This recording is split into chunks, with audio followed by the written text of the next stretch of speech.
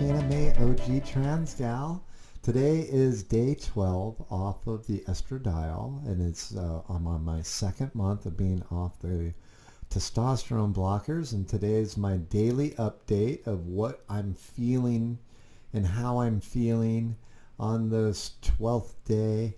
And boy, I really do feel a lot of my old self, the positivity, the dealing with the stress of my life right now. And there's a lot of it. Closing a business of 25 years. It's the only career I've really ever known. Lots of unknowns, lots of worry. How will we pay for our house? How will we manage? And what's life going to be like without this daily place that I've come to and built up from a small, one-person shop to a place that at one time had over 30 people employed here, and the bittersweet reality that the strike is in Hollywood is the final nail in my coffin. But it's really a blessing to be going through it at a time where I'm getting some clarity and some of my old self back. Because I can tell you 3 weeks ago, as this was all starting, and as many of you have probably seen in some of my videos from about 2 weeks back, I was hitting these levels of depression, and one day I turned the camera on and just spoke to you guys about how hopeless I was feeling, how overwhelmed, all the problems in my business and in this crazy country and the world we're living in. I was really down and really just, in one of these crazy mood swings, and I was at the bottom end of one, and I was having really dark thoughts and feeling like really just my life was over and I was miserable. And that night I just peeled my estrogen patch off of me.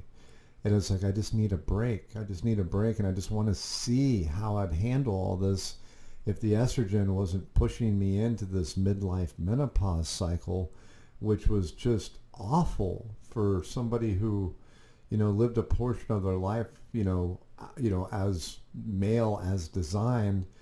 And the mood swings have always been there, but there's something about being in my 50s now.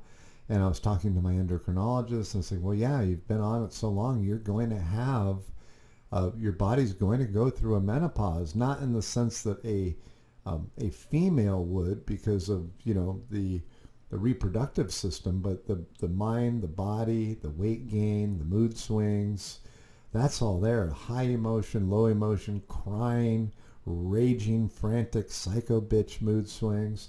And I was like, I cannot deal with this right now with all this life problems.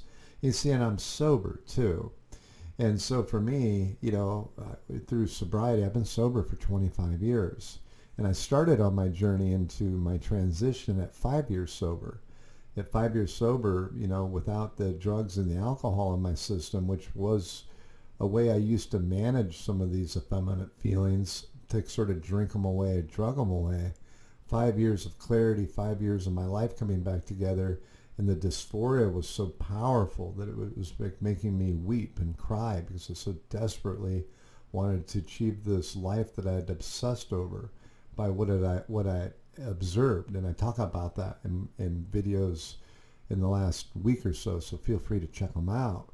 How I never really knew, how could I know what it would be to want to be a woman, having never been a woman, having always been born a male, but why was I always so compelled to want to achieve a feminized experience?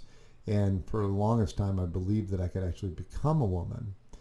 And now, in the last couple of years, I was, realizing, like, I don't know what even being a woman would feel like, even if I became one, because I would never have anything to compare it to. I can't feel what women feel because I'm not inside of their brains. It's a very relative experience to, I feel different than I did as a male. And even now, 12 days off the estrogen, I still don't feel the way I felt basically as, I guess I don't feel like I'm back on that male frequency, but I feel like I'm able to think and use ration and reason more like my male self once was able to. And that's refreshing right now.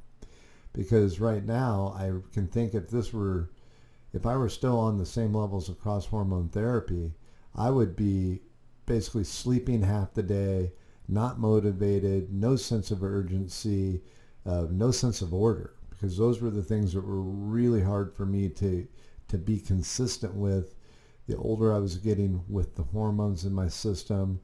And, at a time where I need to kind of be at peak male performance, my body was wanting to be more at a typical female level of energy intensity. That's what it is. And so I'm feeling some of my male intensity come alive, and that sense of urgency and that desire to execute with precision to get beyond this place, rather than sort of being paralyzed by the fear and overwhelmed by the emotion and then taking it into exhaustion or depression.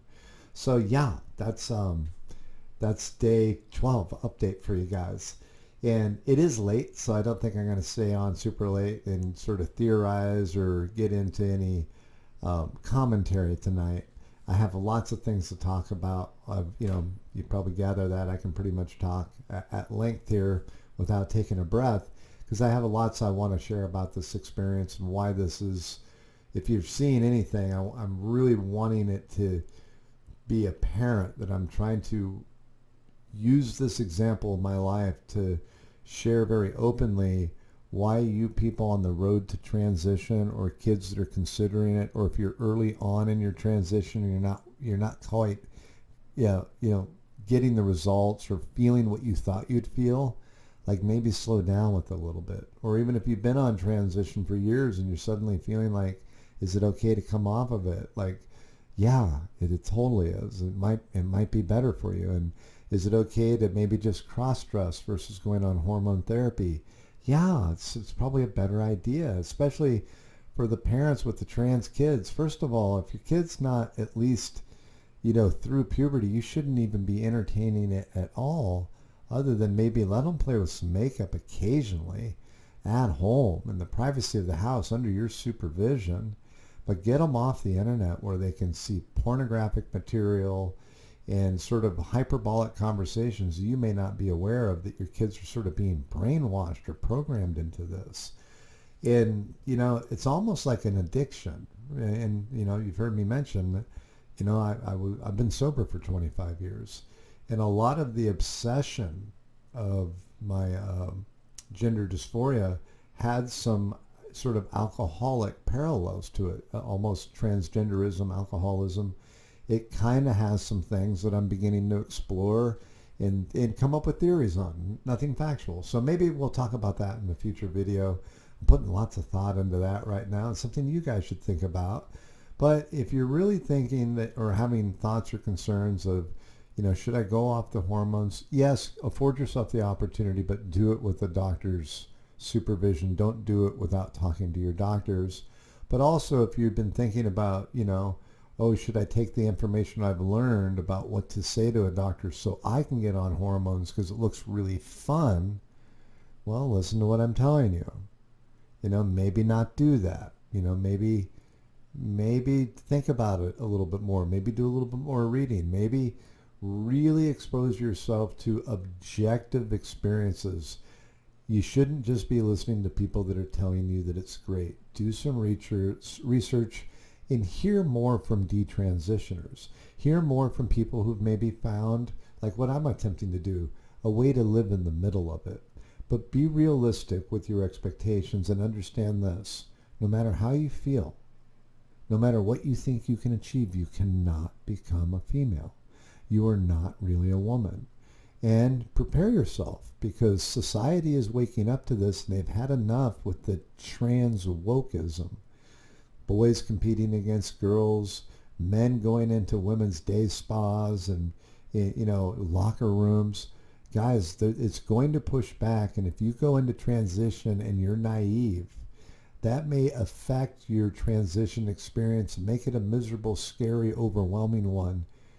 And I don't want you guys to have to go through that. So look at the big picture.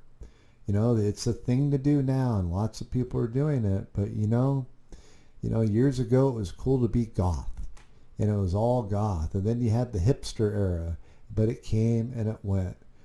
Don't bring yourself into something to make permanent changes to your body. Remember 12 years ago when everybody was gauging their ears and putting metal studs in their head?